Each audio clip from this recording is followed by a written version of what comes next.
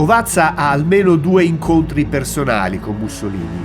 Nel maggio 1929, quando è a capo di una delegazione che consegna al duce un volume sugli israeliti italiani caduti in guerra, e nel giugno 1932, quando gli presenta personalmente un volume di lettere sulla guerra mondiale che gli erano state indirizzate da Paolo Boselli.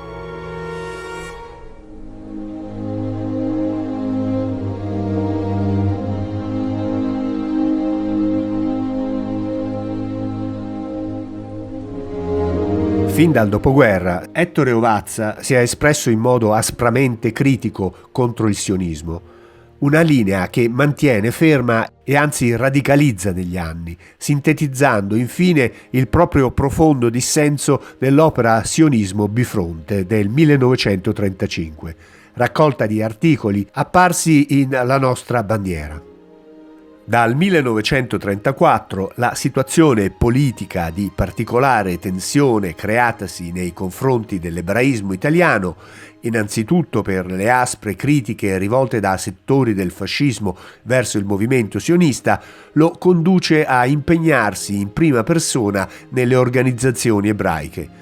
Nel marzo di quell'anno, l'arresto di un gruppo di antifascisti torinesi, risultati per lo più ebrei, fa gridare alla combutta tra ebraismo e antifascismo, e Ovazza, che si è posto in prima fila tra i più severi censori di questo gruppo, in un contesto di repressione e ritorno all'ordine, è brevemente chiamato a reggere da commissario governativo la comunità israelitica torinese, dopo che il segretario federale di Torino gli ha personalmente raccomandato, in un incontro seguito agli arresti, la fermazione di una linea di assoluta fedeltà al regime.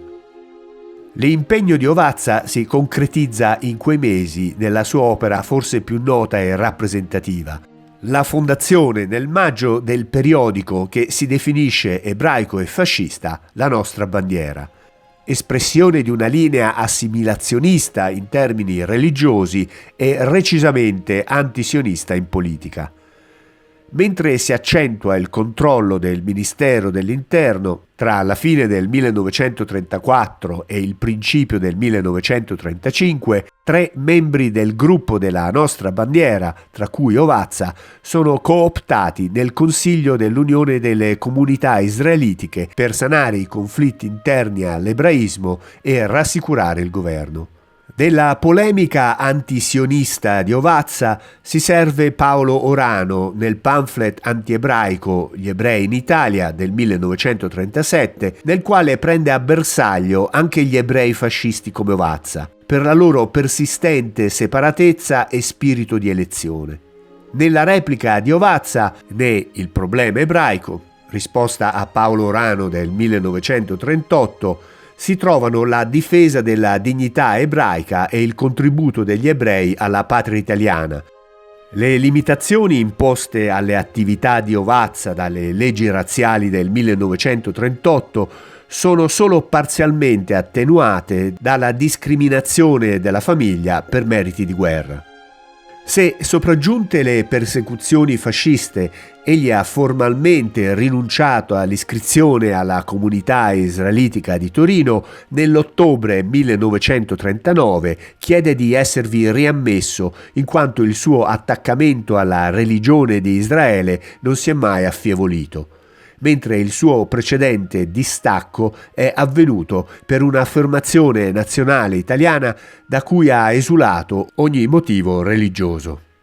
All'indomani del manifesto degli scienziati razzisti, Ovazza si rivolge nuovamente a Mussolini con una angosciata lettera, nella quale esprime la sua disperazione di fascista della prima ora, accetta dolorosamente le nuove posizioni del regime, ma chiede che agli ebrei venga lasciata la loro fiera e integra italianità. Ancora nel 1939 pubblica un volume, Guerra senza sangue, da Versaglia a Monaco, in cui celebra la politica di appeasement di Mussolini a Monaco, concentrandosi volutamente sulla politica estera del regime e nemmeno ora facendo venir meno il proprio sostegno e i propri intenti apologetici nei confronti del fascismo.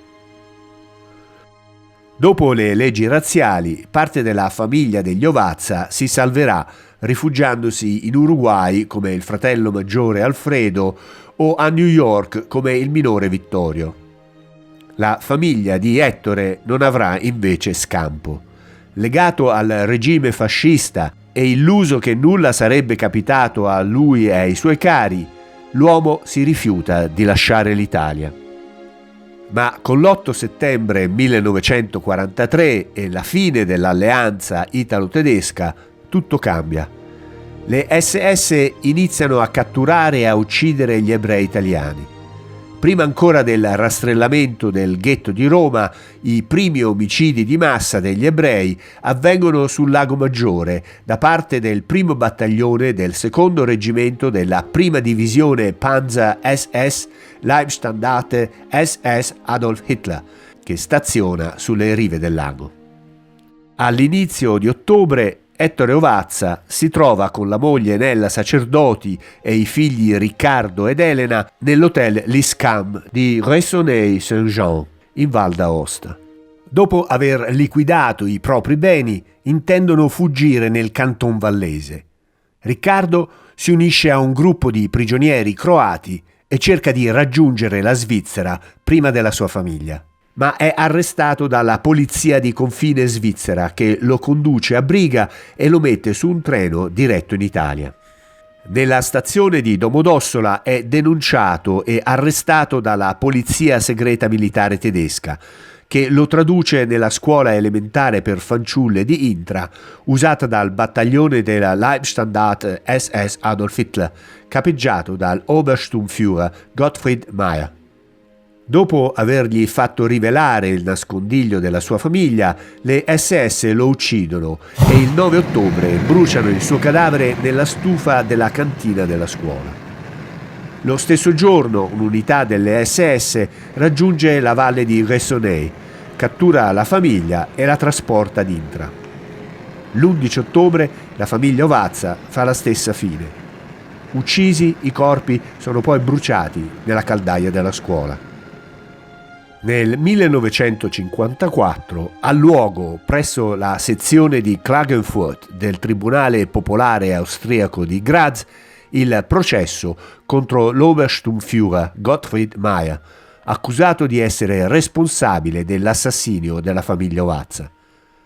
Il 4 novembre 1954 Meyer è prosciolto dall'accusa, mentre sono condannati 2 suoi sottoposti, che nel frattempo però erano morti.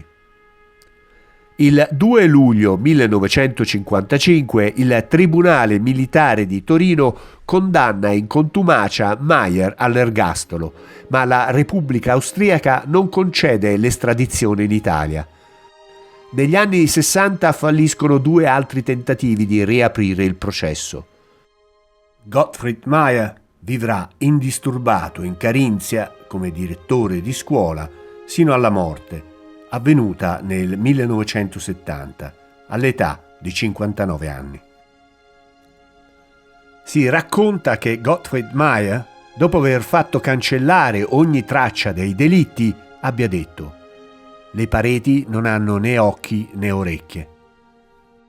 Ma negli anni a venire alcuni, passando vicino alla scuola prima dell'alba, giurarono di aver udito delle voci, di aver sentito il crepitio del fuoco e di aver visto del fumo uscire dal camino, anche se la caldaia era ormai spenta da anni.